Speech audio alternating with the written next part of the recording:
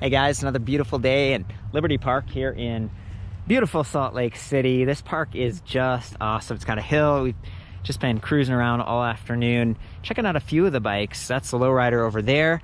And then we've got the Payload right here. This is a Speed Pedelec cargo bike, $26.99. Pretty decent price point considering it comes with this head tube mounted basket. Really solid, nice bamboo deck. It's pretty big. You can put groceries, maybe like some beverages or something up there. There's no maximum weight rating on that, but I'm sure it feels like it's going to be at least 55 pounds, which is the standard for most like aftermarket racks. You just look at how sturdy this thing works. Just awesome. And then the rear rack, this is a long tail cargo bike, so it's a bit longer than a traditional bike, but you're getting a lot of space here to mount maybe a child seat. Yep has like the maxi that either fits into a rectangular slot, which this does not have. It has the same bamboo decking, or there's one that kind of clamps onto the side that might work with this. This isn't quite the final build. So the final one, it's going to have like the Magnum logo like painted on right there, and then this piece of wood is going to have some slots cut out to make it weigh a little bit less, and also to give you a place to connect bungee cords. But it's still going to act as a nice pannier blocker. There are lots of extra long panniers that are being sold on the market for cargo bikes like this, and people can even ride on the back of this. Sometimes there are pads and things. You can just kind of saddle up like this, put your feet down, and you got yourself a passenger. I asked about the maximum weight of the rear rack, and I didn't get like a solid answer, so I'm going to kind of ignore that. But the total weight rating for the bike was said to be about 300 pounds. I like to have everything perfect when I do these reviews, but this bike is just finishing. Like this is actually a pre-production sample, so it's slightly different than the final build. For example, see that motor has some silver markings on it. It's probably going to be solid black. It's going to be a DOS kit motor, which pairs nicely with the DOS kit display and this really cute little trigger throttle. This bike has all of the upgraded components. Like some of the Magnum bikes have mechanical disc brakes. This one has hydraulic, and that's something that's really important if you do have a heavier electric bike. This weighs about 80 pounds. I lifted it earlier with Alec over there from Magnum, and we were both surprised. I mean, it looks like it could be heavier than that, and we lifted actually from behind the saddle, and it balanced pretty well. This is basically the center in terms of weight distribution, and really excellent battery position right there, low, centered on the frame, and then they were able to curve that top tube and then add a little reinforcement here that sort of flares out and follows right into the rear rack. It's an awesome design, easier to stand over and control. You can imagine having this thing loaded up with gear. You come to a stoplight or something and you need to hop off, put your feet down. You're going to be able to do it without getting hung up, even if you're someone who isn't as tall. So I have measured a standover height and minimum saddle height, and I've recorded that back at the website, and you can compare the bikes back to back and make sure this works for you, make sure that it fits.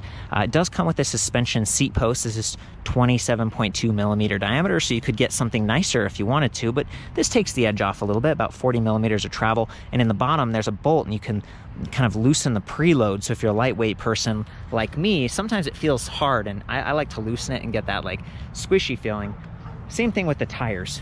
You can see here that the fork is just a rigid aluminum alloy. It's not a suspension fork. So, you know, it's really just that suspension seat post, that nice Selle Royale Freeway Royal Gel saddle, and then the tires, which do give you pretty good adjustability, 35 to 65 psi, so you can lower it a little bit if you're lightweight, and they're a nice size. These are 26 by 2.4, so 2.4 being a little bit wider. Technically, that's like, you know, we're getting to that plus size tire domain. You know, it's like 2.6, 2.8, 3.0. That's technically plus size. This is just a little bit smaller than that. Plus size tires have become popular for mountain bikers because it gives you a larger contact patch, a little bit more comfort and control. So having bigger tires on a cargo bike, same thing. You're going to benefit from that stability. Then having 26-inch wheels versus 27.5 or 28, it brings the whole frame a little bit closer to the ground. It's going to be a little bit sturdier because the spokes aren't as long, and these are thicker 13-gauge spokes. And then in the rear, because it has a hub motor, that hub motor is going to have a mechanical advantage. I have seen cargo bikes before where it has like 26-inch front wheel and then like a 20-inch or 24-inch in the rear, and that allows the rack to be lower. However, then you have two different size inner tubes, and, you know, potentially like the wheel height right there, it's going to be a little bit lower, and then these running boards can scrape into curbs and bump into things like that. So these are completely removable. You see the bolts right there, and we have like a quick disconnect for the for the motor in the back. It's a fairly modular bike, like pretty versatile. What you could do with it. I love the oversized kickstand, very solid, very sturdy. That's important, you know, if you're loading up the rack, even if you've got just some cargo, but definitely if you've got like a second passenger or a kid or something like that. So I like that they went full bore with that, and they positioned it in such a way that you can actually pedal backwards and you're not going to get that pedal lock. That's something I think about a lot, because sometimes you're trying to maybe do some drivetrain maintenance on this or spin the wheel or something. I definitely turn off the motor before you do anything with your hands down here.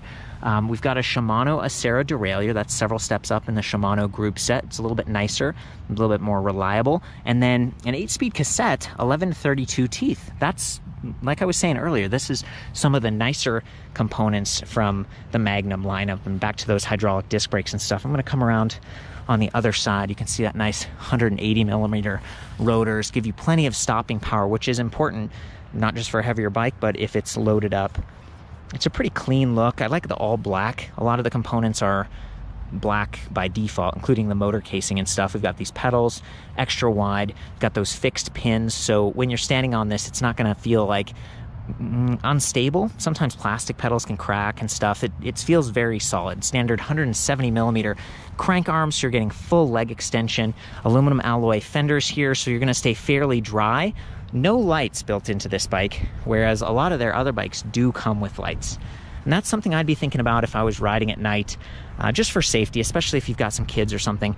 The black looks nice and everything matches, but it's not as visible. And you can see this bike, it's also black, but it has these reflective sidewall stripes on the tires and the lights. So again, it's kind of a question mark in my mind, or something that I would spend a little bit of extra money on.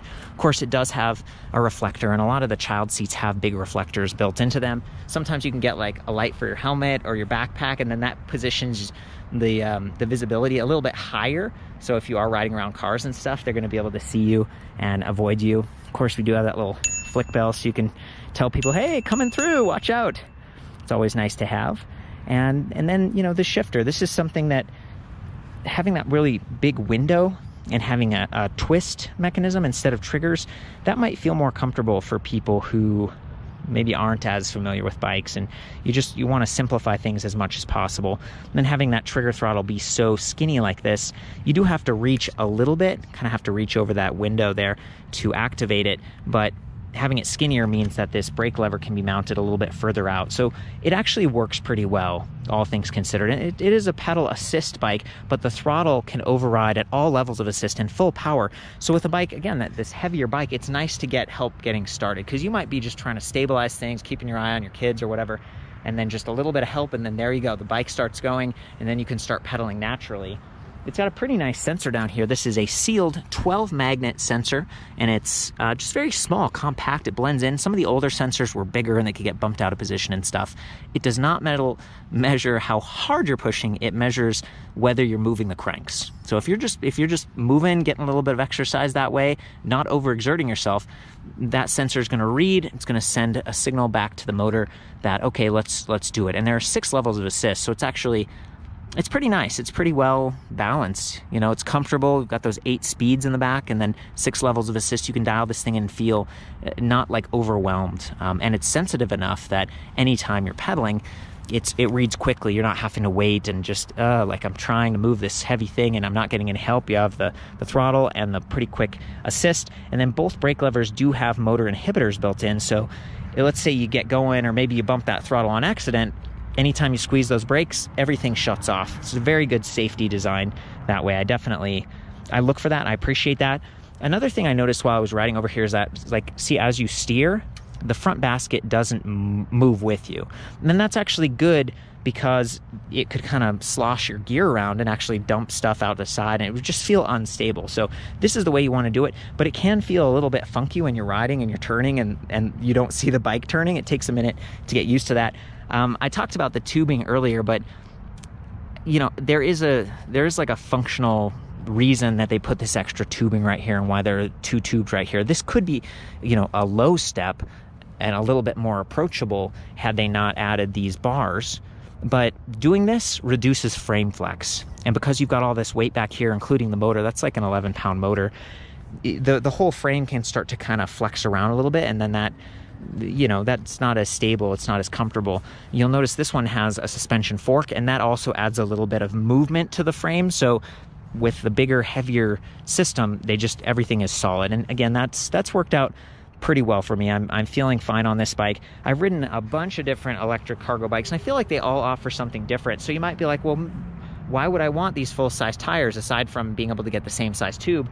You get a lower attack angle with the bigger tire, and it actually makes it more comfortable. So imagine you're doing a child seat or something back here, or even just sensitive gear, maybe a computer or laptop if you're going to use this to get to and from work or to the hardware store. A lower attack angle, wider tires. It's a pretty good setup. Like, I really haven't seen any rear suspension designs for cargo bikes, so that's one argument for having a bigger rear wheel. And just something that was kind of going through my mind on the way here. It actually felt pretty good. I was getting some feedback. He was like, are you okay with that one? You know, it doesn't have any suspension, because he knows my back and neck are sensitive, but I actually felt pretty good on it. And I've raised the stem, so it's tool-free adjustable, kind of all the way up. And then these mid-rise bars, they're in an up position as well. Ergonomic, stitched, padded grips. It feels good, you know, it felt good. And I was able to spot traffic and stuff. I didn't feel like I was leaning too far forward or feeling stressed on my neck. Definitely appreciate that. So coming back to the drive system on this, we've got a powerful motor controller, and it's separate from the battery. And they do that because it makes the batteries cheaper. It's easier to get a replacement. $550 for a stock 48 volt 13 amp hour. But they also sell a 48 volt 19 amp hour. So that's a really high capacity, almost a kilowatt hour of juice. If you're someone who's going further and you feel like you need that extra, you know, range or maybe the extra power, that could be a good upgrade for this bike. Now, I don't have one with me, but it does stick out a little bit. It protrudes a little bit on the left-hand side, so it's not quite symmetrical. I think that battery, and definitely this battery, is cross-compatible with the different models. So let's say someone in your family gets the lowrider. This battery pack, even though it's got the gold decal on it, it could go for either one of these bikes. And with so much cargo capacity, you could just put a long bag back here and you could take an extra battery with you. You could also take the charger along. This is a pretty basic charger. It's the same one for all their bikes. 1.5 pounds, 2 amps. It's not the fastest in the world, and especially if you get that 19 watt battery. I mean, it's just 19 amp hour battery. It's gonna be slow going. I think this one's like 6.5 hours to charge from empty. I do like that it has a USB charging port built into the side. So, you know, imagine mounting your phone up here or some extra lights like we talked about. Being able to, you know, use that battery for more than just the motor is really nice, but it's positioned in such a way that it's kind of by your legs. So I think on Amazon they sort of have these right angle USB adapters, and you could wire it up so that it would be out of the way. That's a nice little accessory to keep my eye out for. I want to call it, there's quick release on the front wheel, so it makes it a little bit easier to do maintenance up there. The rear, you do need some tools, you need some extra, you know, the kickstand helps, but there's just some more to deal with the wires and the shifter cables and stuff. So for that reason, it's nice that these CST Cyclops, these are Pro, they do have light puncture protection built in.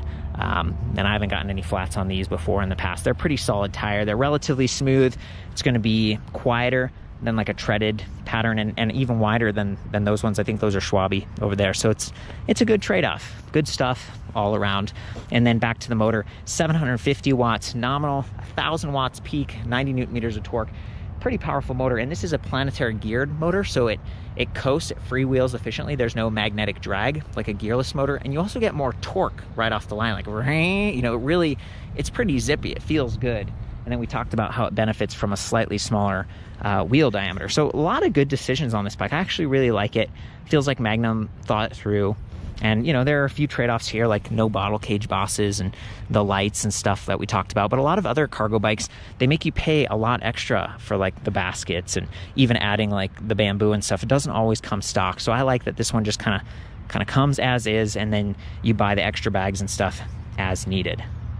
Okay, so let's turn this thing on. The first thing to do is probably, actually, I like to show you this as well. There's the key for unlocking the battery. We turn it, and then you just kind of pull out to the side.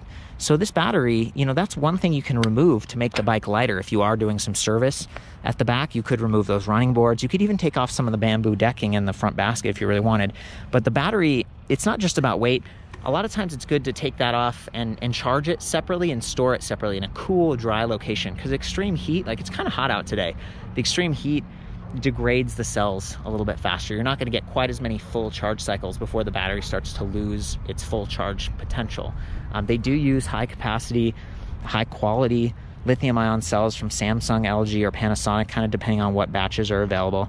The bike comes with a 1-year comprehensive warranty, and they sell predominantly through dealers nationwide in the US, in Canada, in Israel, and New Zealand. So this company's been around for years. I've reviewed a bunch of their bikes, and it feels like they're doing a nice job expanding their offering.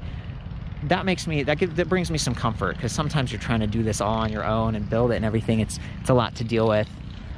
Coming back up here to the battery, if we press this power button, it kind of activates that, and they do shut off after a little while if you haven't been using it. So make sure you've pressed the on button. Also be careful when you're charging, because right here, that's the charging port, and it's kind of there where the crank arm is. You don't want to like snag that and break it.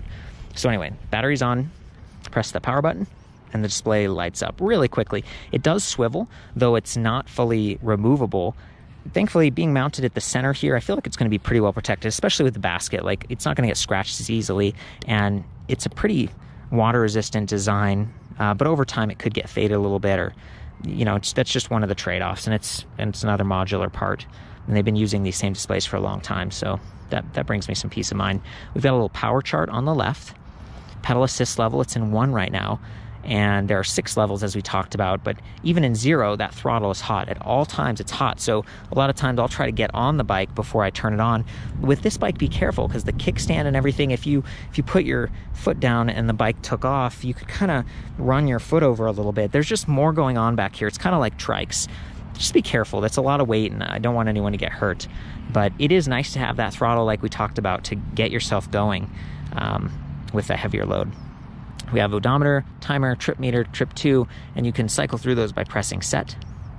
And then battery management system, it's 49.1 volts and 4 out of 5 battery charge levels, which is, you know, it's decent. It's like 20% steps. It'd be nice if that was a percentage, or 5 bars, or, you know, 10 would be better, because it'd be 10% instead of 20%, but it gets the job done. Just keep an eye on that so you don't have to limp home, you know, pedaling. Again, we do have that 32 tooth sprocket, so it's possible to ride this thing without assist. Of course, it's just fine. It doesn't have a lot of drag, but you're gonna end up working a little bit harder.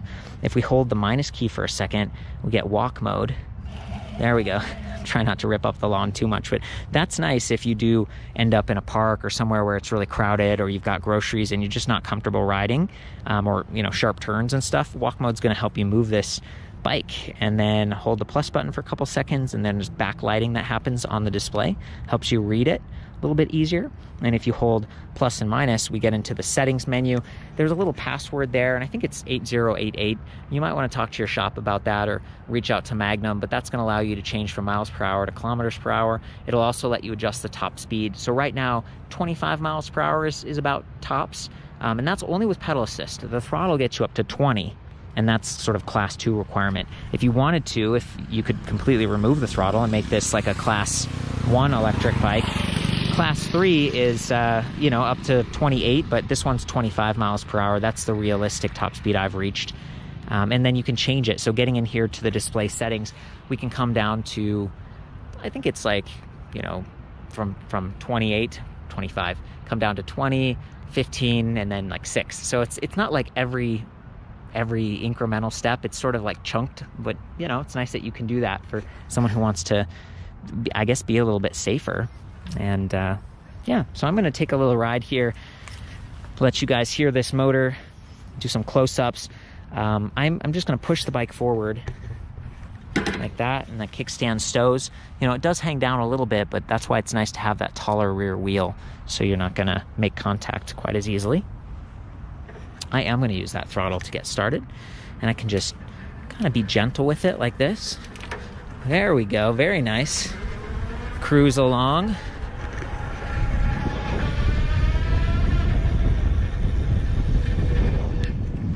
Nice. I like those variable speed throttles. You know, maybe you're in the grass. Pretty quiet. Those aluminum alloy fenders, they're about 70 millimeters wide, which gives you good coverage. they don't rattle around quite as much as plastic, and they're not going to rust if they get scratched like steel would. So here we go. Now I'm going to take it up to, let's see, top pedal assist level. Oh, and by the way, it goes around, so I just go down from 0. Boom, we're at 6, and that's kind of handy. So here we go.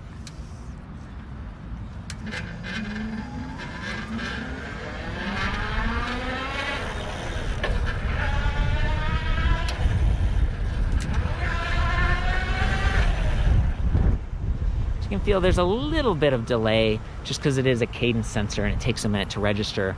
But it's definitely possible. You can pedal this thing around just fine. In fact, I'm gonna do that. I'll go up from 6 and it takes me to 0. And now I'm gonna pedal. I'm in a high level, higher gear. I'm in 6 out of 8. So swap hands real quick. There we go. Take it down to 1. And now no problem. I've got a higher cadence, but it's actually feeling pretty good and pretty stable for a cargo bike. That's not bad because they're so long. They tend to be tippy sometimes, but this one's really well balanced. I'm actually very impressed. I wasn't sure if that was gonna work. So here we go, I'm just pedaling, no problem. Coasts very efficiently. I like this bike. You know, it's definitely feeling good. The motor's very zippy and powerful, and just the balance and all the accessories that you get. I'm really impressed with that. So Alex following along back there. It's such a beautiful park. Okay, buddy. We just turn left here. Nice, looking good.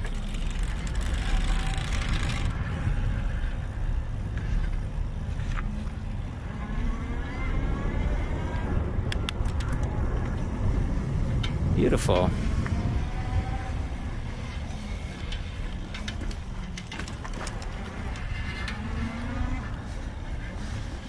Looking pretty good. How tall are you? 6'3". 6'3". Okay, yeah, you're looking pretty good on that. You're able to get decent leg extension? Oh yeah, absolutely. Okay, cool. You know, oftentimes I'm like worried about people who are maybe shorter inseams, and this bike gives you a lot of approachability, and the seat can be taken pretty low. With that suspension post, you know, you do get an extra 3 inches of rise, but you could swap it out for a rigid post like this, and the saddle would come even lower, and it's not going to collide with that rack because that rack is positioned pretty far back. So yeah, I was thinking maybe we could double up and I could test out that rear rack. Okay, here we go. Hopping on. Go for it. Feels like there's plenty of room back here. Like I'm way at the end. They have some mid-tail cargo bikes now that aren't quite as long as this if you have limited space. But for people that do have space, it's nice because you could probably mount a couple of child seats on this or some really big bags. We pedal again, Alec? Just wanted to show you guys that even with his bigger feet, there's still good clearance down there. Doesn't look like he's gonna have a heel clip on these running boards, which is nice. Feels like they thought this through. Nice job, Alec. Let's take it back to, and head back to our bike there. How's it feel back there? It actually feels pretty good. I think sometimes with the heavier weight, the tires sort of squish down and feel really comfortable. Oh boy, taking it off-road now, huh? Steel feels pretty good. Thanks, man. Let's go ahead and stop just right up here. I'll hop off. Beautiful, perfect dismount. Thank you so much, Alec. This was a lot of fun. For the full written review on the Payload and some of the other Magnum bikes, I'll see y'all back at electricbikereview.com. I've got all the specs and stuff and some comparison tools so you can compare different cargo electric bikes and really find something that suits your needs. Overall, like the comfort, the value, all the accessories, and the look of this bike really appealed to me. Hope that helps you out, guys. Ride safe. Love ya. We'll see you next time.